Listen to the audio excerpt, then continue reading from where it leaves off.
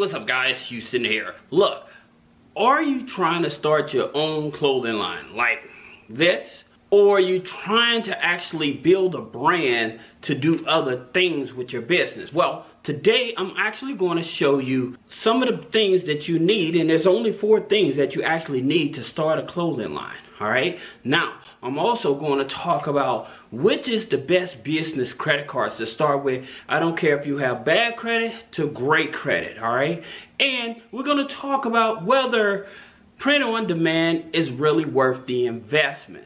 Okay. Now, there's also a secret hack to actually jump starting your clothing line business. All right. So that's what we're going to be talking about today. So let's jump right into it. First of all, let's talk about the 4 things you actually need to start a clothing line or a t-shirt brand. Well, there's 4 things. All right. The first one, you would need a Cricut Maker 3. Now with a Cricut Maker 3, they go anywhere from $450 up to $550. All right. Now you could go to places like OfferUp and places like that, secondhand Facebook Marketplace, and you can find these equipment even cheaper. Okay, because people are always starting up a business and going out of business, so you may be able to take advantage of something like that. Or if you actually really want a storefront in order to start your business, you may want to look up buybiz.com, because there you would always find different people selling their business storefronts and everything that already have clientele built into it. Okay, so that's the first thing you're going to need, a Cricut Maker. If you're doing this out of your bedroom, out of your home, and you just want to start. The next tool you're going to need is a hot press. Now with the hot presses, they go anywhere from $200 up to $1,000. So it just depends on how serious you want to get and how fast you're trying to grow your business. All right. Then the third thing you need is a roller label printer. Like I said, if you're making t-shirts out of your home and stuff like that, you don't want to be running back and forth to the post office and everything. So having a roller printer label at home, that way you can actually just print out the labels and then have like the UPS or whatever pick up the shirts, and that way it'll save you time, right? And then the 4th item is a mini press.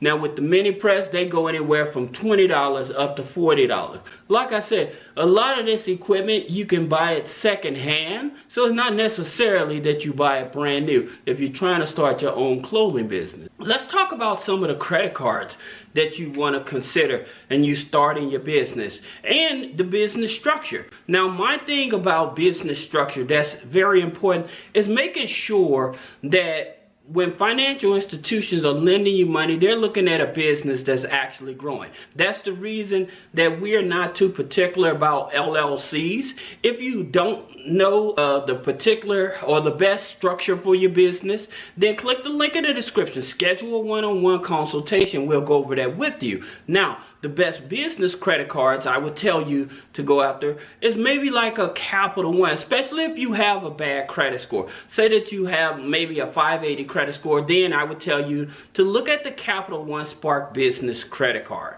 Okay, it's the gold card. Now the reason I'm telling you that, and also the place that you bank really makes a difference, adding to what I'm going into.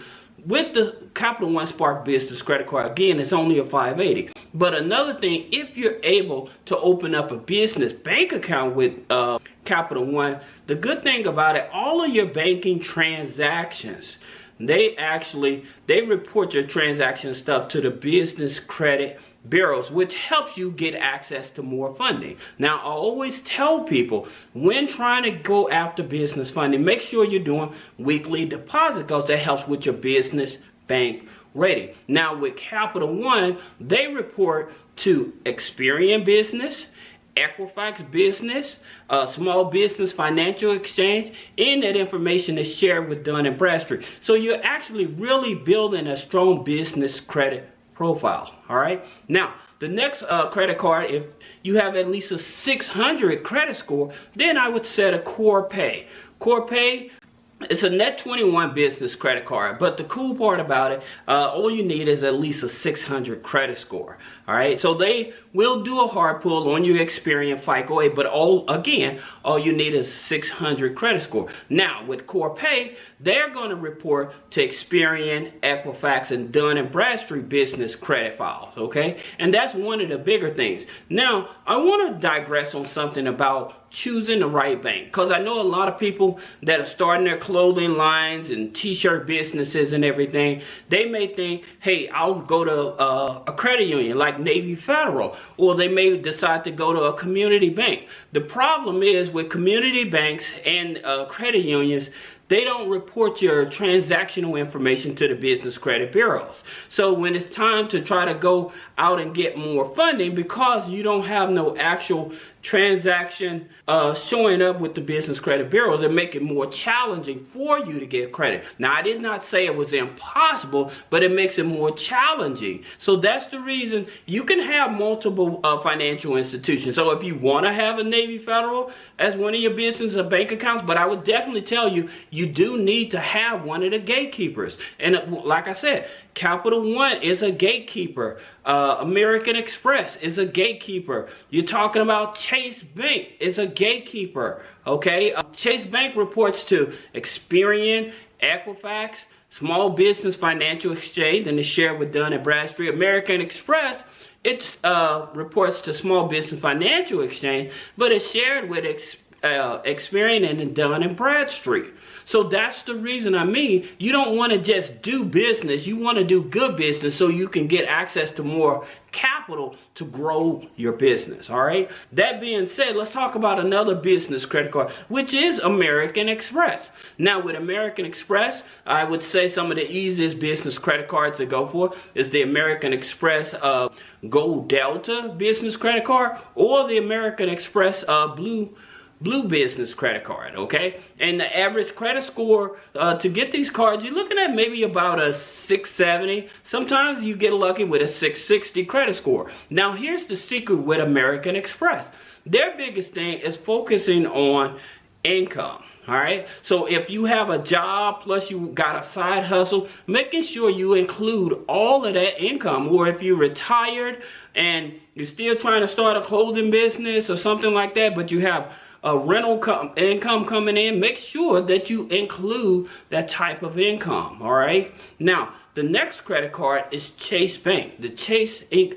business credit card. Now with Chase Inc. business credit card, they pull FICO 8. Now they may pull your Experian or your TransUnion, or they may pull both at the same time, but it's going to be a FICO 8, just as the same with American Express. Now the good thing I like about American Express, once you're in their database, say you get your first business credit card or personal credit card, then going out to a business credit card, they won't do any other hard pulls on your credit file. And one of the other things that I like about American Express, say that you're doing at least $3,000 a month with American Express, better yet, in your business. Say that you're doing at least $3,000 a month, and you've been in business for at least a year, and your revenue is over $33,000. Then they'll actually give you a business line of credit without a hard pull on your credit. So that's the reason I tell you guys, it's really important to have that network of financial institutions, not just depending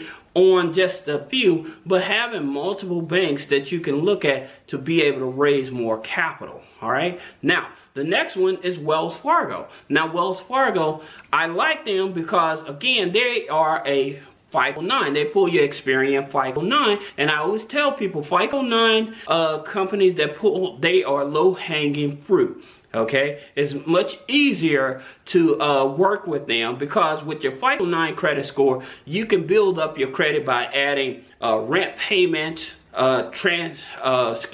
subscription payments. You can add utility payments to help boost up your credit score, and authorized users. With FICO 8, they don't recognize authorized users, okay? So this is something that could be crippling to your credit file, especially if you have a low credit score, all right? Now, that being said, what's the tip to trying to boost your brand, trying to boost your name? One of the things about it that draw people in is variety, right? And one of the kickers that I found out, if you want to kick your business off and have a successful business, find vintage clothing. Now, The reason I'm telling you that, because people are very into vintage clothing. They had a Janet Jackson t-shirt, old t-shirt that went for over $1,500, okay?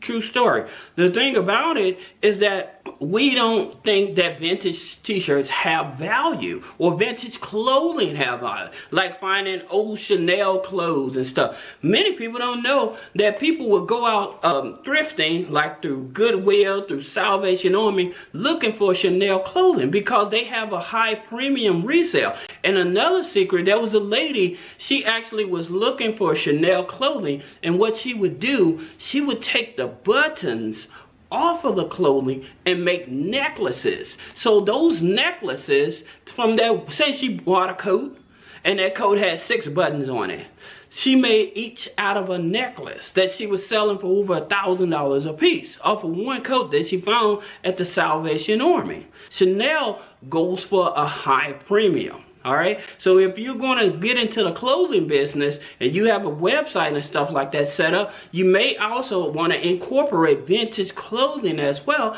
because they fetch a premium. All right, now here's one thing that a lot of people do. Like with print on demand, you can just create an image, all right, and you can send it out to like Amazon, on all these other places that do print on demand, and they would promote your image or whatever, or they'll do all the logistical stuff for your image. Well, like if you have an image, they'll put it on a hoodie for you, a t-shirt, a cup, whatever you want. So that's the good part about it. But the bad part about it, once your image is out there, you have no more control over it, because there's always people out there, unless you're going to actually get a registered trademark, and most people don't, that actually end up seeing your image. They take that image and they put it on a t-shirt and then they sell it. So in terms of actually building a clothing brand is something that you can control, then it probably is best to do it out of home by building up a website on like Shopify or with Woo Things or something like that, so that you can have more control. Now, if you have any questions about business credit funding, personal credit funding, click the link in the description. Schedule a one-on-one consultation. Thank you.